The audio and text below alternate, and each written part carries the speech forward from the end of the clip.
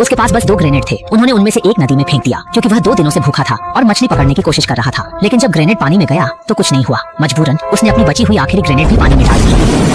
इस बार ग्रेनेड फटा और पानी में तरंगे उठी, लेकिन उसकी उम्मीद के विपरीत उसे मछली नहीं मिली। इसके बदले नदी से अनेक इंसानों की लाशें बाहर आ गईं। फिर भी लड़का डरा नहीं, क्योंकि यह युद्ध के बाद की प्रलय थी जहां सब कुछ दूषित था। इस कठोर सच्चाई को स्वीकार करते हुए वह नदी किनारे लेट गया, जैसे वह खुद एक लाश हो। यह चाल थी ताकि वह पास के आवारा कुत्तों को अपनी ओर आकर्षित कर सके। उसके हाथ में छुपा हुआ एक तेज धारदार चाकू था।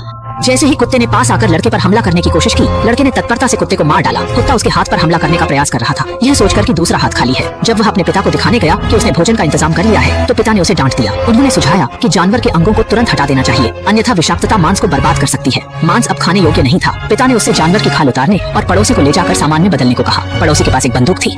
पड़ोसी ने उन पर आरोप लगाया कि लड़के के पिता ने उसके जानवर को मार दिया। लड़के के पिता को खाल भी नहीं मिली। असहाय लड़का यह सब देख रहा था। यह पूरी घटनाओं में ताकतवरों के कमजोरों पर हुकूमत को दर्शाता है। अंततः पिता 2 छोटी मछलियां खोजने में कामयाब रहे, पर अगले ही दिन पड़ोसी फिर बंदूक लेकर आया और लड़के पर चोरी का आरोप लगाया। इसका कोई प्रमाण नहीं था, बस पड़ोसी के पास बंदूक थी। उसने पिता को घुटने टेकने पर मजबूर किया। लड़के ने तुरंत एक साफ रेशम का टुकड़ा निकालकर उसे दे दिया।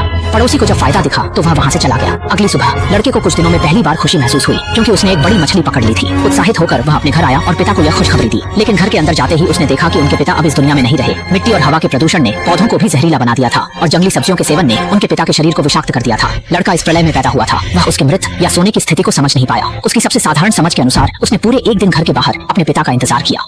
12 घंटे बाद उसने देखा कि पिता अब भी मेज पर झुके हुए थे। तब उसने समझ लिया कि वे गुजर चुके हैं। उसने गौर किया कि उनके हाथ के नीचे एक नोटबुक थी। यह वही नोटबुक थी जिसमें वे हमेशा कुछ लिखते और बनाते थे, पर उसने उसे कभी